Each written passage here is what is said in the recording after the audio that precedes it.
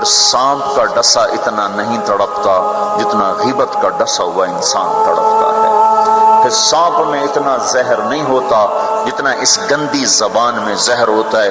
شیر کا پنجہ اتنا نہیں پھاڑتا جتنا یہ 2.5 انچ کی زبان گوشت کو چیر پھاڑ کے رکھ دیتی ہے۔ پیٹرول اور گیس کی آگ سے وہ آگ نہیں بھڑکتی جو اس چھوٹی سی زبان سے آگ بھڑکتی ہے۔ شہروں کے شہر جل رہے ہیں اور اس کے پیچھے بات کیا ہے؟ غیبت، غیبت، گندا بول، گندا بول۔ ہاں، اگر گھروں کو جنت بنانا ہے غیبت چھوڑ دو۔ دھن رے دھنیے اپنی دھن، پرائی دھنی کا پاپ نہ پن، تیری روئی میں 4 بنولے، سب سے پہلے ان کو چن۔ کیا مطلب؟ اوروں کی برائیاں نہ دیکھو، اپنی برائیاں دیکھتے رہو، دیکھتے رہو۔ اپنی کمیاں دیکھو گے تو اللہ تعالیٰ مرنے سے پہلے توبہ نصیب فرما دے گا اور ساری دنیا تمہیں اچھی نظر آئے گی۔ اگر اپنی اچھائیاں دیکھو گے اور اوروں کی برائیاں دیکھو گے تو اللہ توبہ کا دروازہ بند کر دے گا، سارا جہان آپ کو برا نظر آئے گا، اپنی ذات آپ کو بڑی اچھی نظر آئے گی اور بڑی قابل تعریف نظر آئے گی، اور اس کے ساتھ پھر تکبر پیدا ہوتا ہے، اور تکبر میں مرنے والا جنت کی ہوا بھی نہیں سونگھ سکتا۔ پہلے عجب آتا۔ عجب کیا ہے؟ میں بڑا اچھا ہوں، میں بڑا اچھا ہوں، یہ عجب ہے، میں بڑا اچھا ہوں، صرف اس حد تک، میں بہت اچھی ہوں، میں تو بہت اچھی ہوں، میں تو بہت اچھا ہوں، یہ عجب۔ جب عجب کو لگام نہیں دے گا تو اگلا درجہ آئے گا، اگلا درجہ۔ عجب اور تکبر کی حد ساتھ ساتھ ملی ہوئی ہے۔ اس لیے بارڈر پر پولیس کھڑی ہوتی، بارڈر پر فوجیں کھڑی ہوتی، بھائی آپس میں بارڈر ملنے جائے تو عجب اور تکبر کا بارڈر ملا ہوا ہے۔ تکبر کیا ہے؟ میں بڑا اچھا، وہ بہت گندا، میں بڑی اچھی، وہ بہت گندی۔ اپنی اچھائی کے ساتھ جب اگلے کی نفرت پیدا ہو جائے، اگلے کی حقارت پیدا ہو جائے، اس کا چھوٹا ہونا دل میں اتر جائے تو پھر یہ تکبر ہے، تکبر۔ اور تکبر عزازیل را خار کرد۔ شیطان نے شرک تو نہیں کیا تھا، تکبر کیا تھا۔ انہوں نے کہا میں سجدہ نہیں کرتا۔ اتنی بات تو اس کی ٹھیک ہے کہ مخلوق کو سجدہ نہیں ہوتا، لیکن کیوں نہیں کرتا؟ کہا انا خیر منہ۔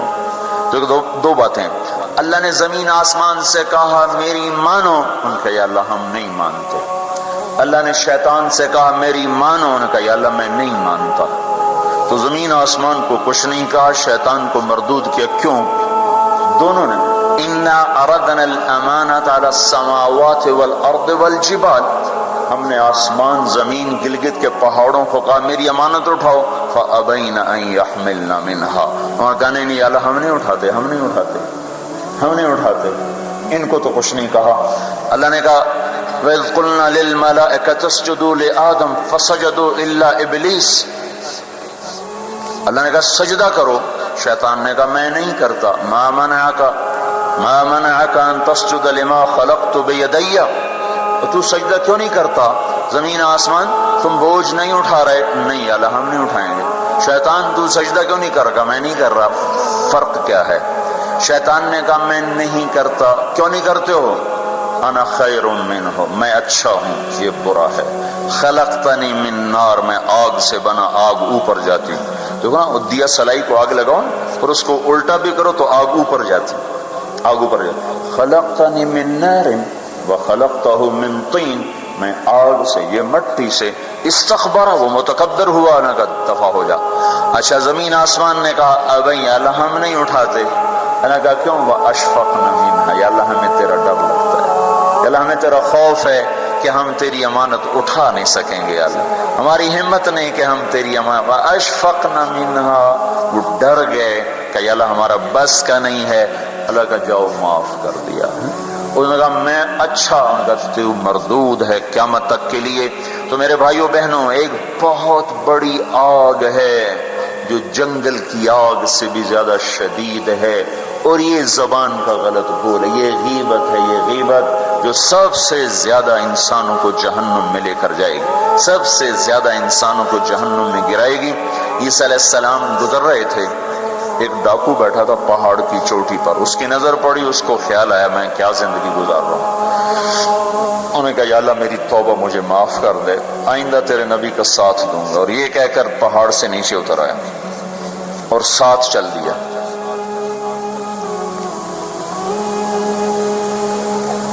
ایک آدمی عیسیٰ علیہ السلام کے ساتھیوں میں سے، اس نے پیچھے مڑ کے دیکھا تو وہ ڈاکو، تو جو نیک لوگ ہوتے ہیں نا، نیک لوگ، ان کے لاشعور میں اپنا اچھا ہونا اترا ہوا ہوتا، ہم بڑے اچھے ہیں۔ یہ چیز بہت بڑا سبب ہے دین سے دور لوگوں کے اور دور ہو جانے کا۔ جنید جمشید گلوکار ہے، گانا گانے والا، اب ماشاءاللہ توبہ کر لی ہے، مجھ سے بڑی داڑھی ہے، مجھ سے بڑی پگڑی باندھتا ہے۔ 6 سال ہم اس کے پیچھے پھرتے رہے۔ جب اللہ نے اس کو توبہ کی توفیق دے دی تو اس نے مجھ سے کہا میں صرف اس وجہ سے ان راہوں پہ چلا کہ تم نے مجھے حقیر نہیں سمجھا اور نفرت کا اظہار نہیں کیا، اور دوسرا کبھی فتویٰ نہیں سنایا کہ تو حرام کھاتا ہے، حرام ہی تو کھا رہا ہے، یہ ہم نے کبھی منہ سے نہیں کہا تو حرام کرتا ہے، حرام کھاتا ہے۔ سنتے رہے سنتے رہے سنتے رہے، چلتے رہے چلتے رہے۔ 6 سال کے بعد خود ہی توبہ کر لی، 3 چلے بھی لگا دیے اور داڑھی بھی رکھ لی اور چلے بھی لگ گئے اور کتنے حج ہو گئے، اور اس کے پیچھے کیا تھا؟ صرف محبت۔ اس کے گناہ کا اس کو تانا نہیں دیا۔ تو یہ جو تانا دینا ہوتا ہے یہ اور لوگوں کو دین سے دور کرتا ہے۔ تو اس آدمی نے، عیسیٰ علیہ السلام کے ساتھی نے یوں دیکھا اور بڑی حقارت سے کہا ہاں بڑے آئے ہیں، یہ جو نیک لوگ ہوتے ہیں نا، نیک پاک پاک پاک عورت، پردے دار عورت، کوئی آ گئی ایسی بیچاری تھوڑی سی اعمال میں ڈھیلی تو اس کو بڑی ایسے نفرت کی نظر سے دیکھتی، آپ بڑی نیک حاجن بنتی، اس کو ایسی نظر سے دیکھتی۔ یہی حال یہ پکے پکے نمازیوں کا ہے، یہ ایسے دیکھتے ہیں کہ جیسے پتہ نہیں اگلا دین سے ہی نکل گیا ہے۔ تو اس نے یوں دیکھا تو اللہ تعالیٰ نے فوراً جبریل کو بھیجا، کہا میرے روح عیسیٰ تیرے پیچھے 2 آدمی آ رہے ہیں، ایک تیرا ساتھی ہے، ایک ڈاکو چور و چکا ہے، ان دونوں سے کہو، ڈاکو سے کہو تیری توبہ پر تیرے پچھلے سارے معاف، تو نئے سرے سے عمل کر، اور اپنے ساتھی سے کہو تیری نفرت کرنے پر تیری ساری نیکیاں برباد، تو بھی نئے سرے سے اب نیکیاں کر، تیرا سب ختم، تو ٹھیکیدار ہے میرے بندے کو حقیر سمجھنے کا۔ تو میرے بھائی اور بہنوں، ہمارے گھروں میں آگ ہے، آگ، اور وہ آگ چولہے کی آگ سے تیز ہے، پیٹرول گیس کی آگ سے تیز ہے، اور وہ غیبت کی بھڑکائی ہوئی آگ ہے۔ یہ وہ آگ ہے جو زبان نے بھڑکائی ہے، اس کو پانی سے نہیں بجھایا جا سکتا۔ تمہارا گلگت کا خوبصورت بہتا ہوا دریا یہ سارے کا سارا روک کر گلگت کے اوپر ڈال دیا جائے تو بھی یہ آگ ٹھنڈی نہیں ہو سکتی۔ اس آگ کو ٹھنڈا کرنے کا اللہ تعالیٰ ہی نے کہا ہے طریقہ، جو بتایا کہ لا یغتب بعضکم بعضا، بند کر لو زبانیں، غیبت مت کرو، لا تجسسوا، ہمارے نبی نے کہا کسی کی ٹو نہ لگاؤ، کیا کرتی ہے کیا کرتا ہے، لا تحسسوا لا تجسسوا، تحسس کیا ہے؟ خود پیچھے پیچھے پھرنا، اور تجسس کیا ہے؟ کسی کو پیچھے لگ جاؤ، دیکھو کیا، جیسے پولیس ہی نہیں حکومت والے CID لگاتے ہیں نا، CID، یہ تجسس ہے، تجسس جاسوس، اسی سے جاسوس ہے، تجسس سے جاسوس، اور وہ رپورٹ لکھتے ہیں، وہ الٹی لکھیں سیدھی لکھیں، اسی پہ فیصلے ہوتے ہیں۔ تو میرے نبی نے کہا کسی کی ٹو نہ لگاؤ، کسی کی برائیاں نہ دیکھو، برائیوں پہ پردے ڈالو، اچھائیوں کو اچھالو، تو اللہ تمہیں سیدھا جنت کی راہوں پر لے جائے۔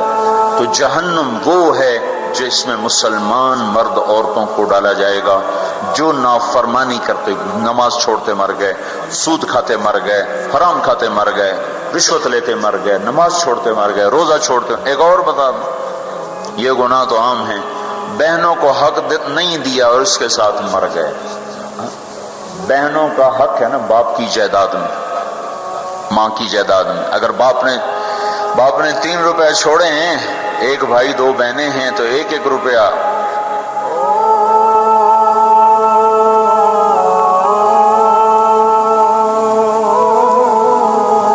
ایک بہن کو ملے گا 1 روپیہ، ایک بھائی کو ملے گا۔ 2 روپے ایک بھائی کو ملیں اور آدھا آدھا ان کو ملے گا. تو کیا ہوا بھائی؟ ادھر کیا ہوتا ہے سارا حق بھائی دبا کے بیٹھ جاتا. سارا حق بھائی نے دبایا اور بھائی کیا ہوا؟ کہا جی ہمارا رواج کوئی نہیں. اچھا قرآن تو کہتا ہے للذکر مثل حظ الانثیین، 2 بیٹیوں کے برابر ایک بیٹے کا حصہ ہے. 1 روپیہ بیٹی کو ملا، 2 روپے بیٹے کو ملیں، 8 آنے بیٹی کو ملے، 1 روپیہ بیٹے کو ملے گا. پھر اللہ تبارک و تعالیٰ نے عورت کا حق پہلے بتایا، مرد کا حق بعد میں بتایا. للذکر مثل حظ الانثیین، للذکر مثل حظ الانثیین. اور یہاں ساری گلگت کی وادی بہنوں کا حق کھا جاتی ہے، اور کوئی کہتا بھی نہیں کہ حرام ہو گیا. کوئی رشوت کھائے تو کہتے رشوت کھاتا ہے، کوئی سود کھائے کہتے بڑا مجرم ہے سود کھاتا ہے، کوئی ڈاکہ ڈالے تو کہتے بڑا ظالم ہے ڈاکے مارتا ہے. سارے گلگت والوں نے بہنوں کے حق پہ ڈاکہ مارا، نہ کوئی مقدمہ ہوا، نہ کوئی فریاد ہوئی، نہ کسی نے ہائے کی. اور کسی بہن نے کچھ مانگ بھی لیا تو الٹا اس پہ چڑھائی ہو گئی.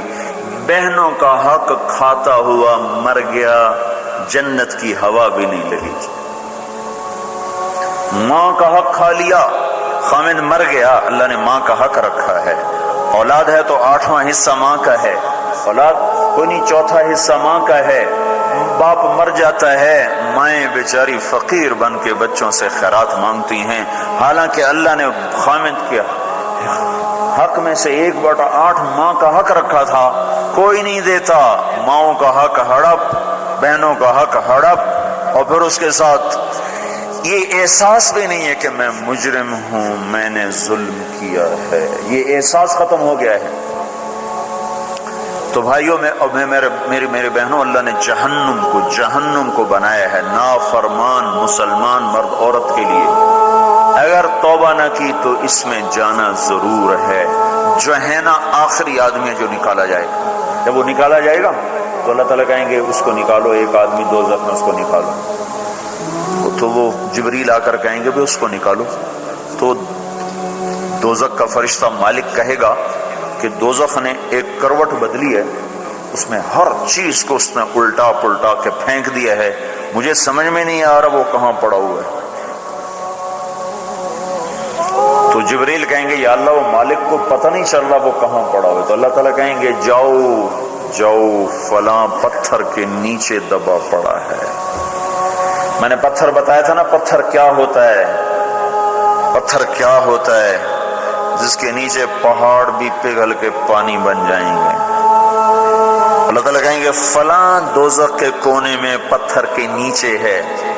تو جبریل بھی اندر جائے گا اور وہ مالک بھی اندر جائے گا. وہ پتھر کو اٹھائیں گے تو نیچے منہ کے بل گرا پڑا ہوگا اور اس کے اوپر آگ ہی آگ ہوگی، اور وہ زبان سے کہہ رہا ہوگا یا حنان یا منان. ایک دفعہ جبریل ہے کہ یا رسول اللہ آپ کو دوزخ کے سنوں کا سنائیں. کہ جہیم میں حاویہ میں منافق ہیں، جہیم میں مشرک ہیں، سقر میں صابئی ہیں مجوس ہیں، اور سعیر میں مجوس ہیں، لظہ میں یہود ہیں، حطمہ میں عیسائی ہیں. اور کہہ کر جبریل چپ ہو گئے. تو آپ نے کہا اور کیا؟ کہ جی آپ سے شرم آتی، آپ سے شرم آتی. کہ نہیں بتاؤ. کہا جہنم میں آپ کی امت ہے، نافرمانی کرتے ہوئے جو مر گئے توبہ کیے بغیر. تو ہمارے نبی بے ہوش ہو کے گر گئے اور روئے جا رہے، نہ کسی سے بات کر رہے، نہ کلام کر رہے، نہ کھانا کھا رہے، روئے جا رہے. حضرت عمر رضی اللہ تعالیٰ عنہ اجازت مانگنے گئے تو آپ نے اندر آنے کی اجازت نہیں دی. سلمان فارسی اجازت مانگنے گئے تو آپ نے اندر آنے کی اجازت نہیں دی. سلمان فارسی بھاگ کے حضرت فاطمہ کے پاس گئے کہ جاؤ ابا کی خبر لو. وہ رو کے ان کا حال برا ہے اور کسی سے بات نہیں کر رہے، کھانا نہیں کھا رہے. حضرت فاطمہ رضی اللہ تعالیٰ عنہ دوڑی ہوئی تشریف لائیں، دروازے پہ دستک دی تو آپ نے، چونکہ حضرت فاطمہ سے محبت بے پناہ تھی، تو آپ نے فوراً اجازت دے دی. اندر آئیں تو کہا ابا جان کیا ہوا، میں آپ پہ فدا قربان، آپ کا یہ حال کیوں بنا ہے، کیا ہوا ہے؟ تو آپ نے کہا فاطمہ میری بیٹی، مجھے جبریل نے بتایا ہے میری امت کے نافرمان مرد عورتوں کو جہنم میں جانا ہوگا. اور آپ نے کتنے نوجوان ہوں گے جو کہیں گے ہائے ہماری جوانی پہ کرم میں رحم کرو، پر کوئی رحم نہ کھائے گا۔ کتنے بوڑھے ہوں گے جو کہیں گے ہمارے بڑھاپے پہ رحم کرو، کوئی رحم نہ کھائے گا۔ کتنی عورتیں ہوں گی جو ننگی ہو کر جہنم میں پھینکی جائیں گی اور ان کے بالوں کی چوٹیوں سے پکڑ کر فرشتے ان کو گھسیٹ رہے ہوں گے، وہ کہیں گے ہائے ہائے ہماری بے پردگی، ہم پر رحم کرو۔ ان پر کوئی رحم کرنے والا نہیں ہوگا۔ مجھے یہ خبر رلا رہی ہے، بے قرار کر رہی ہے۔ تو لِيَبْلُوَكُمْ أَيُّكُمْ أَحْسَنُ عَمَلًا، ان قریب موت پر یہ سب کچھ کھل کے سامنے آنے والا ہے۔ اللہ تعالیٰ نے اس کی تیاری کے لیے ہمیں یہاں بھیجا ہے۔ ہم آزاد نہیں ہیں، اللہ اس کائنات کا بادشاہ ہے۔ زندگی موت کا نظام بنایا اور عزت اور ذلت کا نظام بنایا، جنت اور جہنم کا نظام بنایا، عرش فرش زمین آسمان چاند تاروں کا نظام بنایا، اور دنیا اور آخرت کی ساری عزتوں تک پہنچانے کے لیے حضرت محمد صلی اللہ تعالی علیہ وسلم کو راہبر بنا کر، ہادی بنا کر، قیامت تک کے آنے والے انسانوں کے لیے رہبری کا طریقہ دے کر آپ نے مدینے مکے کی پہاڑیوں سے آپ کو چاند بنا کے، سورج بنا کے آپ کو طلوع فرمایا، اور پھر قیامت تک کے لیے سورج چمکتا رہے گا، یہ چاند چمکتا رہے گا، نہ یہ گھٹتا ہے، اور نہ اس پر کوئی گہن لگتا ہے، نہ اس پر کوئی داغ آتا ہے، نہ اس میں کوئی آگ ہے۔ آپ ساری دنیا کے مردوں عورتوں کے لیے عزت کا راستہ لے کر آئے، بلندی کا راستہ لے کر آئے، کامیابی کا۔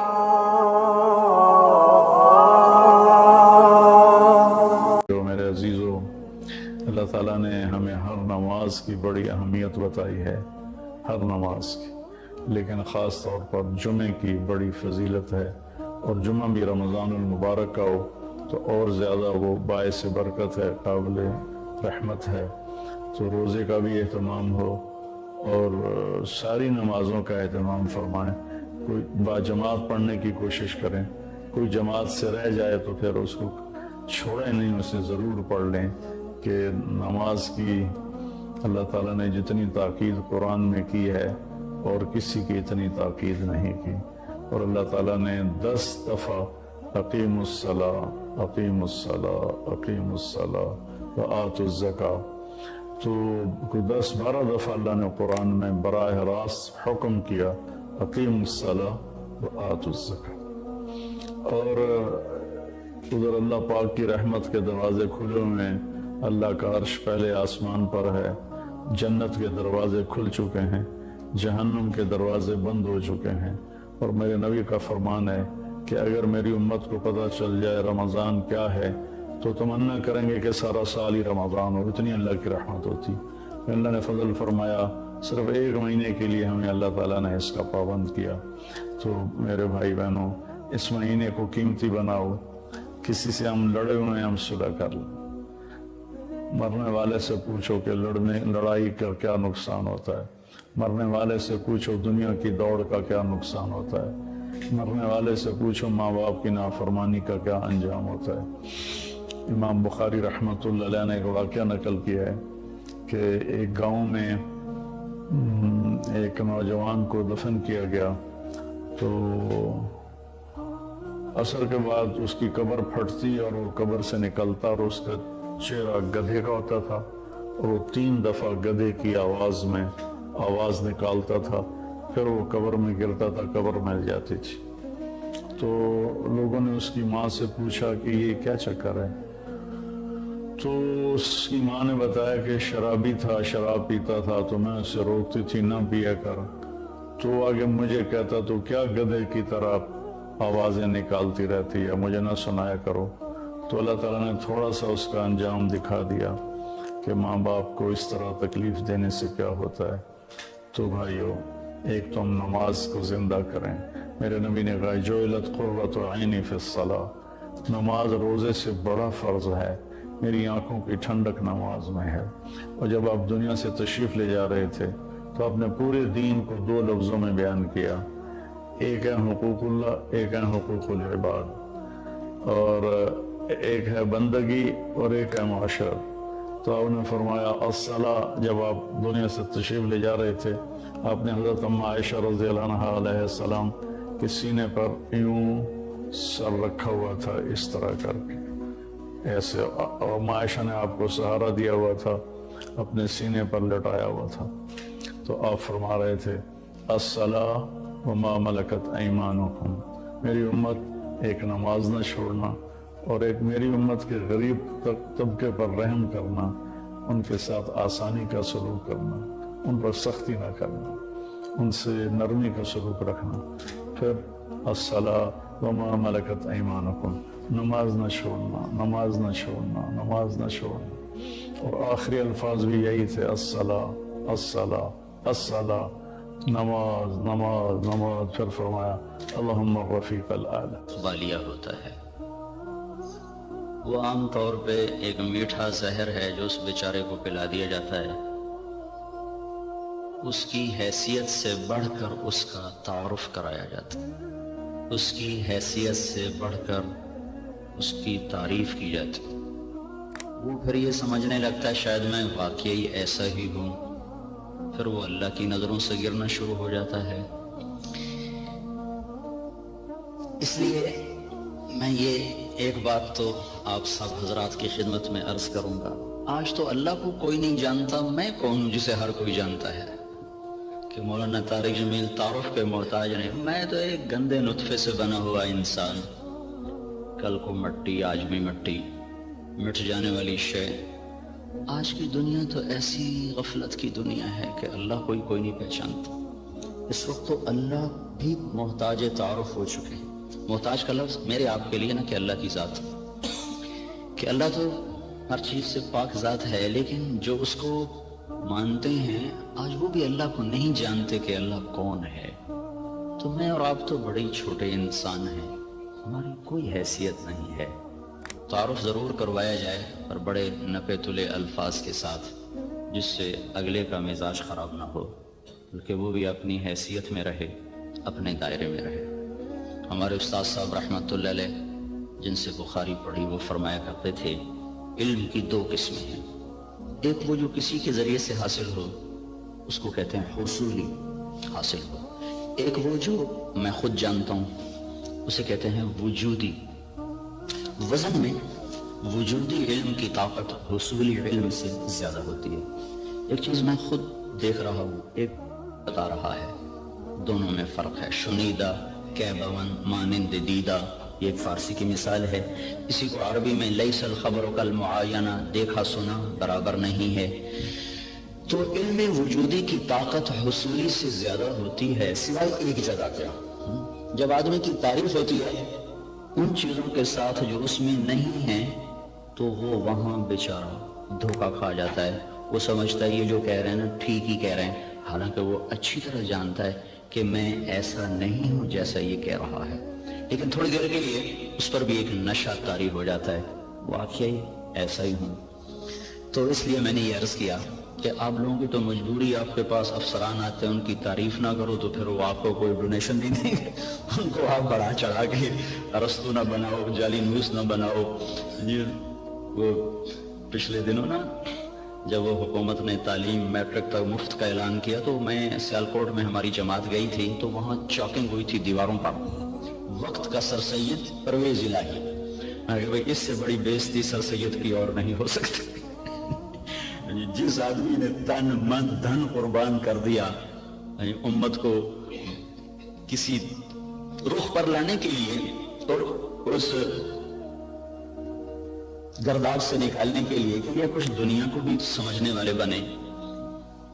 ایک نواب صاحب کے پاس گئے چندہ مانگنے، وہ تھے مخالف ان کے، تو انہوں نے تمسخر اور ٹھٹھے کے طور پر اپنے پرانے جوتے ان کو ڈبے میں پیک کر کے دے دیے کہ آئیے آپ کی اسکول کے لیے چندہ ہے۔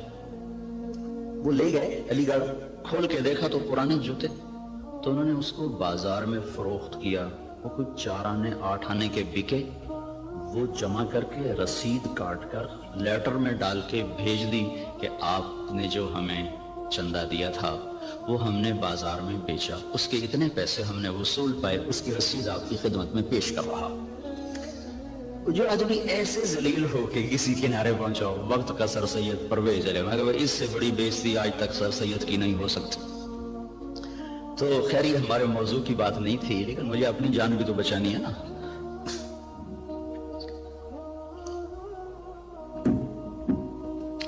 اللہ تبارک و تعالیٰ نے ہمیں ایک ذہن دیا ہے. اس وقت ذہن یہ ہے کہ ہم اپنی محنت کا کماتے ہیں، محنت کا کھاتے ہیں، جو کماتے ہیں جو مرضی کریں. یہ ایک ذہن جس کو ہم سرمایہ داری کا نظام کہتے ہیں. یہ 1925 میں ایک شخص پیدا ہوا تھا وہاں گلاسکو کا. اس نے یہ نظریہ دیا تھا، اس نے کتاب لکھی تھی دی ویلتھ آف نیشن. تو اس میں اس نے یہ نظریہ دیا تھا کہ آدمی کو کمانے میں آزاد ہونا چاہیے، جو جیسے مرضی کمائے، اس سے مال کی دوڑ لگے گی اور لوگوں کے پاس سرمایہ وافر ہو جائے گا. ایڈورڈ سمتھ اس کا نام تھا.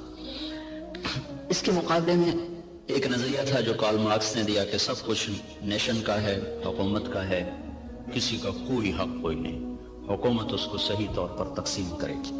یہ دو غلط نظریے دنیا میں چلے، ایک ختم ہو گیا، ایک قریب المرگ ہے ختم ہونے پر. اسلام اس کے بیچ میں لاتا ہے، وَكَانَ بَيْنَ ذَلِكَ قَوَامًا، وہ درمیان میں لاتا ہے. وہ ملکیت اللہ کی ثابت کرتا ہے، نہ میری نہ حکومت کی. الملک للہ. ہمارے نبی جب صبح اٹھتے تھے نا تو آپ ایک دعا مانگا کر صبح اٹھتے ہی، اصبحنا واصبح الملک للہ والکبریاء والعظمت للہ والخلق والامر واللیل والنہار وما سکن فیہما للہ وحدہ. اللہم اجعل اول هذا النہار صلاحا واوسطہ فلاحا وآخرہ نجاحا اسألک خیر الدنیا والآخرة یا ارحم الراحمین. ہمارے نبی نے جو ہمیں دعائیں سکھائی ہیں وہ بھی معجزات نبوت میں سے ہیں کہ اتنے خوبصورت اسلوب میں اللہ سے بات کرنا اور مختصر کلمات میں سب کچھ مانگ لینا، یہ صرف نبی سکھا سکتا ہے اور کوئی نہیں سکھا سکتا. تو صبح اٹھتے ہی کیا اعتراف ہے؟ عبودیت ہے، عبدیت ہے. اصبحنا واصبح الملک للہ. میرے رب، ساری کائنات جس پر دن چڑھ رہا ہے وہ تیری ہی ہے. ساری عظمتیں، جلال و کبریاء وہ تیرے لیے ہے. ساری مخلوق، سارا کچھ وہ تیرا ہی ہے. زمین آسمان جو اس کے درمیان ہے وہ سب کچھ تیرا ہے. جب سب کچھ تیرا ہے میں تیرا محتاج بن کر تجھ سے سوال کرتا ہوں، یا اللہ اس دن کا اول وہ فلاح بنا دے اور اس کے درمیان کو صلاح بنا دے، اس کے آخر کو نجات بنا دے. یہ تصور ہمیں اللہ کی طرف سے ملا ہے کہ جو کچھ میرے پاس ہے وہ بطور استحقاق نہیں، بطور امتحان ہے. یہ دو لفظوں میں راستے جدا ہو جاتے ہیں. میرے پاس جو کچھ ہے بطور استحقاق نہیں، بطور امتحان ہے. جو کچھ ملا، جس کو ملا، دینے والا کوئی اور ہے اور دیا جا رہا ہے اس کے امتحان کے لیے، اور ان قریب یہ اس سے واپس لے لیا جائے گا اور پھر اس کو ایک بہت بڑی عدالت میں پیش کیا جائے گا. پھر وہاں اس کے اچھے اور برے اعمال کو تولا جائے گا. پھر اس پر یا ہمیشہ کے لیے جنت کا فیصلہ ہوگا یا ہمیشہ کے عذاب اور جہنم کا فیصلہ ہوگا. ہمیں یہ بنیاد دی گئی ہے، ہم اس پر اپنی زندگی کی عمارت کو تعمیر کرتے ہیں. وہ بادشاہ وقت بھی ہے تو اگر وہ دین کو سمجھتا ہے تو وہ کبھی یہ دعویٰ نہیں کرے گا کہ ملک میرا ہے. یہ دعویٰ فرعونی ذہن کے لوگ کرتے ہیں. الیس لی ملک مصر وہذہ الانہار تجری من تحتی افلا تبصرون. مصر میرا ہے، نہریں میری ہیں، میں جو چاہے مرضی کروں. اس کے بدلے میں جس کو اللہ تعالیٰ ایمان کی دولت دیتا ہے وہ کہتا ملک اللہ کا ہے، میں تو امانت دار ہوں. حکومت اللہ کی ہے، میں تو امانت دار ہوں، میں تو اس میں خیانت نہیں کر سکتا. عمر بن عبدالعزیز کے بچوں نے ماں سے کہا کپڑے چاہیے، عید آ رہی ہے. انہوں نے خامند سے کہا، اور عمر بن عبدالعزیز 3 بر اعظم پر حکمران ہیں. میں بیت المال ایسا بھرا کہ نہ بعد میں کبھی بھرا نہ پہلے کبھی بھرا. تو انہوں نے بیوی نے عرض کیا کہ بچے کپڑے مانگ رہے ہیں. تو انہوں نے فرمایا میرے پاس تو پیسے کوئی نہیں. اس سے پہلے خلفاء نے خزانے کو استعمال کیا جیسے چاہا. انہوں نے اپنا سمجھ لیا تھا، دھوکہ کھا گئے. ایک ایمان والا آیا، اللہ سے ڈرنے والا آیا، اس نے کہا الملک للہ. کا فاطمہ یہ تو دولت میری نہیں ہے، یہ تو امانت ہے، میرے پاس پیسے نہیں، میں کپڑے کہاں سے لے کر دوں؟ بیوی نے کہا اگلے مہینے کی تنخواہ ایڈوانس لو، میں اس سے کپڑے سی لوں گی، روٹی کا خرچہ میں گھر بیٹھے مزدوری کر کے نکال لوں گی۔ کہنے لگے ہاں یہ میں کر سکتا ہوں۔ تو انہوں نے اپنے خزانچی کو بلا کے فرمایا کہ ہمیں اگلے مہینے کا خرچہ، اگلے مہینے کی تنخواہ ہمیں ایڈوانس دے دیجیے۔ تو خزانچی نے کہا آپ مجھے اگلا مہینہ زندہ رہنے کی ضمانت دے دیں، میں آپ کو تنخواہ دے دیتا ہوں۔ تو وہ چپ کر کے واپس آ گئے اور اپنی بیوی سے کہا فاطمہ، یہ فاطمہ عبد الملک کی بیٹی ہے، یہ عورت دنیاوی نسبت کے لحاظ سے اس جیسی معزز خاتون دنیا میں آج تک نہیں آئی، آئندہ کوئی آئے جائے تو پتہ نہیں، آج تک دنیاوی نسبت کے لحاظ سے اس خاتون جیسی کوئی عورت نہیں پیدا ہوئی۔ اس کا دادا بادشاہ تھا، اس کا باپ عبد الملک بادشاہ تھا، اس کے 4 بھائی ولید، سلیمان، یزید، ہشام، چاروں بادشاہ بنے، اس کا خامد عمر بن عبدالعزیز وہ بادشاہ بنا۔ یہ عورت 7 نسبتوں سے شہزادی تھی، دادے سے لے کر باپ، 4 بھائی، خامد، ایسی نسبت کی عورت آج تک نہیں پیدا ہوئی۔ اس نے فرمایا فاطمہ بچوں سے کہہ دو کہ تمہارا باپ کپڑے لے کے نہیں دے سکتا، الملک للہ، ملک اللہ کا ہے۔ جب عید ملنے کے لیے خاندان کے لوگ آئے، بنو امیہ بڑے زوردار لوگ گزرے، تو جب لوگ آئے تو خاندان کے لوگ آئے تو بچے بھی ملنے کے لیے آئے، تو ان کے وہی خستہ حال کپڑے تھے۔ تو عمر کہنے لگے بیٹو تمہیں آج صدمہ تو ہوگا کہ تمہارے باپ نے تمہیں کپڑے لے کر نہیں دیے، اور آج تم اوروں کے سامنے کھڑے ہونے میں کچھ سبکی محسوس کر رہے ہو۔ تو ان کے بیٹے نے کہا عبد الملک نے کہ نہیں ابا جان، آج ہم عزت محسوس کر رہے ہیں کہ ہمارے باپ نے خیانت نہیں کی، ہم آج عزت محسوس کر رہے ہیں، ہمارے باپ نے خیانت نہیں کی۔ تو یہ نظریہ اسلام ہے کہ ملک اللہ کا ہے، جو کچھ دیتا ہے اللہ دیتا ہے، اور وہ بطور امتحان دیتا ہے، اور ہم اس میں امین ہیں، ہم اس میں امین ہیں، اور اس کو ہم ایسے استعمال کریں گے جیسے اللہ چاہتا ہے، ہم اسے ایسے استعمال نہیں کر سکتے جس سے میرا اللہ ناراض ہو یا اللہ کا رسول ناراض ہو اور اس کے سامنے مجھے شرمندگی اٹھانی پڑے۔ اسی کو اس آیت میں بیان کیا گیا افرأیتم ما تحرثون، یہ جو تم ریسرچ کر رہے ہو، اانتم تزرعونہ ام نحن الزارعون، یہ تمہارا اللہ تمہیں راہیں سجاتا ہے کہ تم اپنی طاقت سے کرتے ہو۔ یہ وہی نظریہ کہ جو کچھ ہے اللہ کا، بھئی ہماری کوشش ہے اس کو برابر کرنے والا، اس کو پھل دینے والا وہ اللہ ہے۔ اانتم تزرعونہ، بولو تم ہو یہ زراعت کرنے والے، ام نحن الزارعون، یا ہم ہیں زراعت کرنے والے۔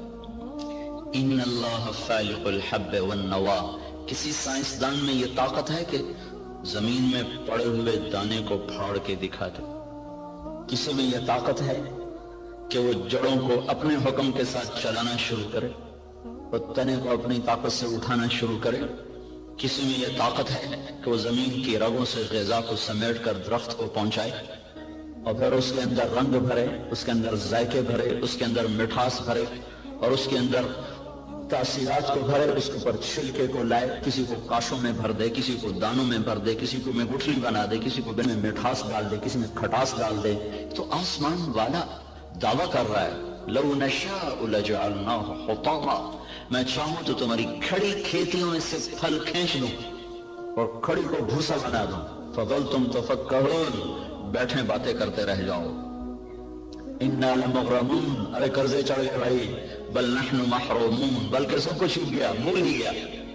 تو یہ ہمیں نظریہ قرآن دیتا ہے کہ ہم جو کچھ کرتے ہیں وہ اللہ کی امانت ہے، تائید ربانی شامل حال ہے، اللہ کا ہم ساتھ ہے، تب یہ قدم ہمارے اٹھتے ہیں۔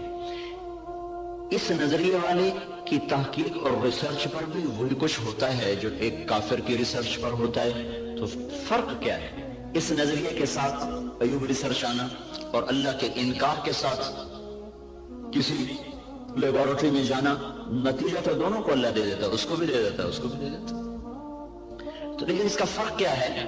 اس کا فرق پڑتا ہے عملی زندگی میں کہ جو آدمی اپنا سب کچھ کر کے چلتا ہے پھر وہ آزاد ہو کے چلتا ہے، وہ اپنی ترتیب زندگی میں نہ اللہ کو پہچانتا ہے نہ اس کے رسول کو پہچانتا ہے، اور جو اسے اللہ کی امانت سمجھ کے چلتا ہے اس کی ترجیحات تبدیل ہو جاتی، وہ اللہ اس کے رسول کو سامنے رکھ کر چلتا ہے، اور وہ آخرت میں اس جواب دہ ہونے کے احساس سے چلتا ہے، یہ دو سوچ ترجیحات کو تبدیل کر دیتی ہے، ان کی سوچ اور طرف چلی جاتی ہے، وہ حرص و حوث کے بندے بن جاتے ہیں، اللہ اس کے رسول سے غافل ہو جاتے ہیں، یہ قدم قدم پہ لرز لرز کے چلتا ہے، کانپ کانپ چلتا ہے۔ یہ عملی زندگی میں پھر یہ نظریہ طاقتور بن کے انسانیت کو صحیح رخ پر لاتا ہے، جو آپ کے ڈاکٹر صاحب نے فرمایا کہ ہم ذلت و پستی کا شکار ہیں۔ وجہ دین سے دوری ہے، دین سے دوری کی وجہ نظریات کمزور ہو چکے ہیں، تصورات کی دنیا میں اللہ نہیں بس رہا، اللہ کا رسول نہیں بس رہا، جنت اور جہنم کا تصور موجود نہیں ہے، اس لیے قدم بہک گئے، راستوں سے بھٹک گئے، ترتیب ساری الٹی ہو کے رہ گئی۔ تو اللہ تعالیٰ ہمیں یہ ذہن دیتا ہے، تم اگاتے ہو کہ اللہ اگاتا ہے۔ جہاں آپ کی ساری زراعت فیل ہو جائے، انس رضی اللہ تعالیٰ عنہ کو ان کی ماں لے کر آئیں، یا رسول اللہ آپ کا بچہ ہے، آپ کی خدمت کرے گا، اس کے لیے دعا کرو۔ تو آپ نے فرمایا اللہم بارک لہ فی عمرہ ومالہ، اللہ اس کے مال میں عمر میں برکت دے۔ تو انس رضی اللہ عنہ فرمایا کرتے تھے کہ اللہ تعالیٰ نے مجھے اتنی زندگی دے دی کہ اب میں زندگی سے تنگ آ گیا، اللہ کے نبی نے لمبی عمر کی دعا دی۔ ساری دنیا میں کھجور کا پھل سال میں ایک دفعہ پھلتا ہے، کھجور کا درخت، لیکن انس رضی اللہ تعالیٰ عنہ کا باغ سال میں 2 دفعہ پھل دیتا تھا۔